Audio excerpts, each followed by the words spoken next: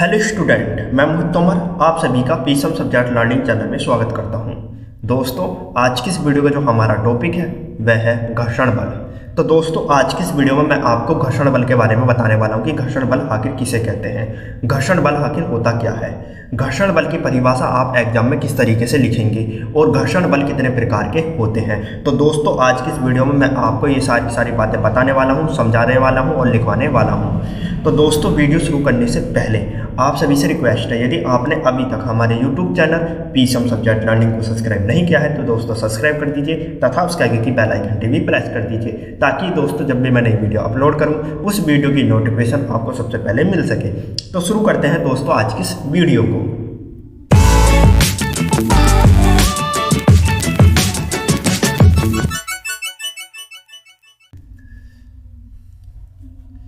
तो दोस्तों, आपको पहले तो हेडिंग डालनी है घर्षण बल। क्या हेडिंग डालनी है दोस्तों? घर्षण बल। जब दोस्तों आप हेडिंग डाल लें घर्षण बल, उसके बाद दोस्तों आपको करना क्या है, आपको घर्षण बल के बारे में समझना कि घर्षण बल आखिर होता क्या है। क्योंकि दोस्तों, जब तक आप घर्षण बल के बारे में नहीं जानेंगे घर्षण बल होता क्या है, किसे कहते हैं आखिर, तब तक दोस्तों आप घर्षण बल की परिभाषा एग्जाम में नहीं लिख सकते। तो दोस्तों, हमारा पहला काम है कि हमें पहले घर्षण बल के बारे में जानना कि घर्षण बल आखिर होता क्या है, किसे कहते हैं घर्षण बल। तो दोस्तों, आप घर्षण बल एक चित्र के माध्यम से समझ सकते हैं। जैसे दोस्तों, आपके पास कोई मेज है, क्या है, आपके पास कोई मेज है और उस मेज पर आपने एक वस्तु रख दी, एक सिरे पर क्या रख दी दोस्तों? वस्तु रख दी। अब दोस्तों आपने क्या करा, जो वह वस्तु है ना, ये वस्तु है दोस्तों, ये मेरी एक मेज है, मैंने इस मेज के ऊपर एक वस्तु धर दी। अब मैंने क्या करा, इस वस्तु पर बल लगाया। क्या लगाया? बल लगाया। और दोस्तों आप सभी जानते हैं कि जब किसी वस्तु पर बल लगाते हैं तो वह वस्तु गति करती है। अब यह वाली वस्तु इस सिरे पर रखी हुई है और मैंने बल यहाँ से लगाया, तो वह वस्तु कहाँ को गति करेगी? आगे को गति करेगी, इस सिरे को गति करेगी। तो जैसे ही दोस्तों मैंने इस वस्तु पर बल लगाया तो यह वस्तु क्या करने लगी? आगे को गति करने लगी। तो जैसे ही दोस्तों वस्तु आगे को गति करने लगी तो वस्तु की जो नीचे वाली सतह है, नीचे वाली जो सतह है वह भी आगे को गति करने लगी। और मेज की जो सतह है, भाई दोस्तों मेज तो एक जगह स्थित है, तो मेज की सतह भी एक जगह स्थित होगी। तो मेज की जो सतह है और वस्तु की जो सतह है, दोनों के बीच में एक घर्षण उत्पन्न होने लगा, क्योंकि वस्तु की सतह आगे को चलने लगी। क्योंकि जैसे ही दोस्तों मैंने वस्तु पर बल लगाया तो वस्तु आगे गति करने लगी, और जब वस्तु आगे गति करने लगी तो उसकी सतह भी आगे गति करने लगी। तो मेज की सतह और वस्तु की सतह के बीच में एक घर्षण उत्पन्न होने लगा। इसी घर्षण को दोस्तों हम घर्षण बल कहते हैं। इसी घर्षण को क्या कहते हैं दोस्तों? घर्षण बल कहते हैं।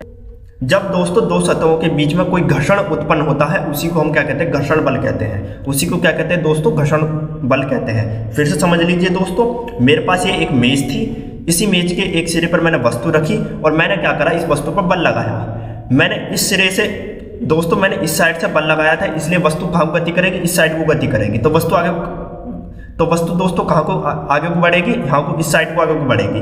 तो जैसे ही दोस्तों वस्तु आगे को गति करने लगी तो इसकी सतह भी आगे को गति करेगी।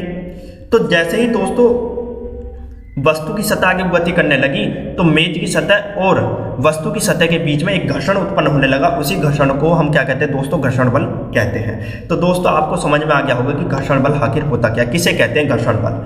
अब दोस्तों बात आती है कि घर्षण बल की परिभाषा आप एग्जाम में किस तरीके से लिखेंगे। तो दोस्तों आपको कुछ नहीं करना, पहले तो आपको हेडिंग डालनी है घर्षण बल, और उस हेडिंग में आपको लिखना है, जब किसी वस्तु की सतह पर किसी अन्य वस्तु को गति कराने का प्रयास किया जाता है या गति कराया जाता है तो दोनों सतह के बीच में एक बल उत्पन्न होता है जिसे घर्षण बल कहते हैं। तो दोस्तों देखिए, मैंने आपको बताया नहीं था कि हमारे पास दो वस्तु हैं, एक मेज है और एक वैसी चार चौखंडे वाली एक वस्तु है। मैंने क्या करा, मेज में एक वस्तु रखी और उस वस्तु के इस साइड पर बल लगाया। तो जैसे ही मैंने इस साइड पर बल लगाया तो दोस्तों जो वस्तु है वो आगे गति करने लगी, और जब वस्तु आगे गति करेगी तो वस्तु की सतह भी आगे गति करेगी। तो मेज की सतह और वस्तु की सतह के बीच में क्या उत्पन्न होने लगा? घर्षण उत्पन्न होने लगा, घर्षण उत्पन्न होने लगा।